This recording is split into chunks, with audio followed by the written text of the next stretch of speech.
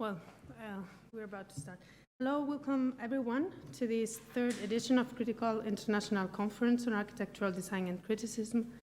We are very happy to have you here and hope that these 2 days of intense activity will be useful and pleasant for all. Today, we're making 3 in a row. When we started this project in 2014, we were convinced that Madrid School of Architecture was needing to have this kind of scenario, where research is promoted within an international agenda. But we had no warranty at all that it would last in time. Today, with the help of you all, we can say Critical is a long-term project that will extend through the years to come. I also want to take this opportunity to recap a little with the help of the 2 edited volumes you have been gifted with. They correspond to the 2 previous editions. The first one, already circulating for 3 years now, was devoted to discuss the apparently oppositional relationship between pragmatism and utopianism in architectural thought, and included texts by John Ockman and Reinhold Martin. And then the second book, the black one, which has just been edited, containing rewritten material from each author and invited speaker. Sarah Whiting and Anthony Bidler among them. In these pages, architectural autonomy is reassessed once again, both from a classical and a renewed standpoint. As you all know, in this occasion, we have proposed to reflect upon ontologies as an instrumental genre for the construction not only of architectural theory, but most of all, the history of architectural theory. We strongly believe that there is no ontology without an agenda, because the way in which past is arranged determines the position from which we face the present. So how could we carry out this critique? How could we push forward the genre itself to continue being instrumental, yet unavoidably incomplete due to the current panorama of proliferating architectural discourses and dissemination channels? Through its call for papers, the conference proposed a twofold approach. On the one hand, we asked for essays addressing the topic as a problem, dealing with the prefix "on" that relabels the term as ontology.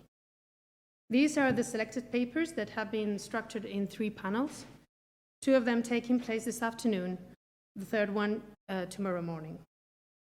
On the other hand, we proposed a collective action, the not conditioned compilation of those texts considered to be more influential for architecture today. The single requisite that the ontology system demands is that the text should be exemplary of the context it leaves behind. And so we call this section Context, asking the authors to make this evident in a short introductory essay.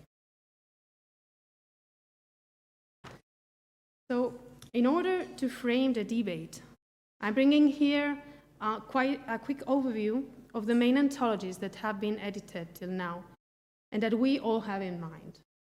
It is a tentative survey based on sheer quantity in the belief that beyond a certain amount of data displayed over the table, a qualitative appreciation should come to the fore. The series starts with a volume edited by John Ockman, a project that was continued by Michael Hayes, who took it over right from where she left it, 1968. They act as companion books, not only because of the dates they consider for coverage, but also because Hayes admittedly states this relation in the introduction to his volume, and obviously because the titles suggest so, even with a clear shift from culture to a theory. A very similar situation can be established between the other 2 ontologies. Kate Nesbitt published hers a couple of years before Hayes, announcing the theorization of a new agenda that, according to Krista Sykes, was in the need of reconstruction only some years later.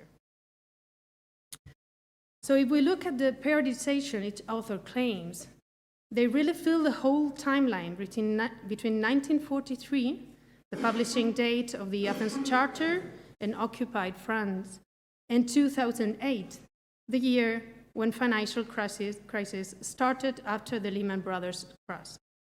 No gaps and just some overlapping. However, If we take into account the publishing dates, the will to ontology, in Sylvia Levin's terms, seems to be condensed in the last decade of the 21st century. But how are these ontologies constructed? What are they made of? Let's consider theory as a thing and visualize its materiality. Both Ockman and Hayes cover a 25-year time lapse, but while the first needs 73 texts to do so, the second selects only 47. However, the average page per document is much higher in the one edited by Hayes. And again, Nesbitt needs 51 texts to cover 30 years, while Sykes tells the story of the millennium turn in only 28. The structure of Ockman's volume strictly follows a chronological order, one text after the other, some of them quite short and straightforward. The single concession to practice she makes would be the inclusion of 3 lists of projects placed at the hinges of each decade.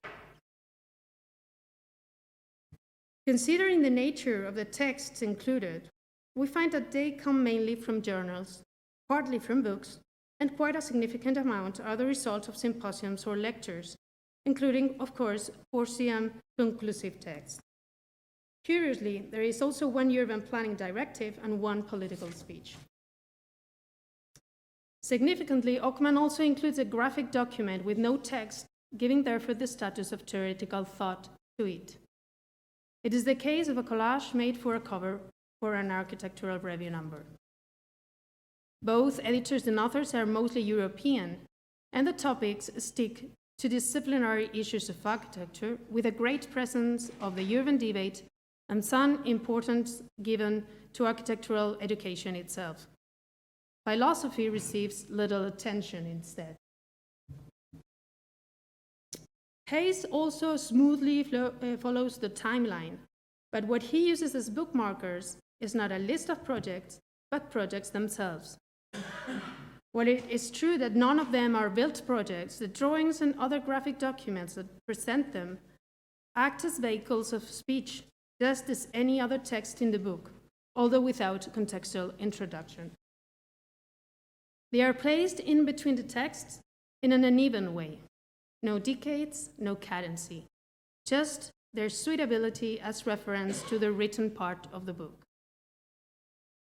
The main source is still the specialized journal. Of course, the positions and assemblage stand as the most influential ones, providing up to 10 articles. The rate of texts coming from books remains almost the same, but lectures and other heterogeneous sources considerably decrease. Editors and authors are mostly American, because even European-born architects are writing from American academic environments. Philosophy turns to be the counterpart topic to architecture, with linguistics and art bridging the gap. For its part, Nesbitt structures her ontology in a completely different way. She gathers the texts according to thematic chapters that run over the timeline in an almost chaotic way, going back and forth with no apparent reason for not respecting the chronology.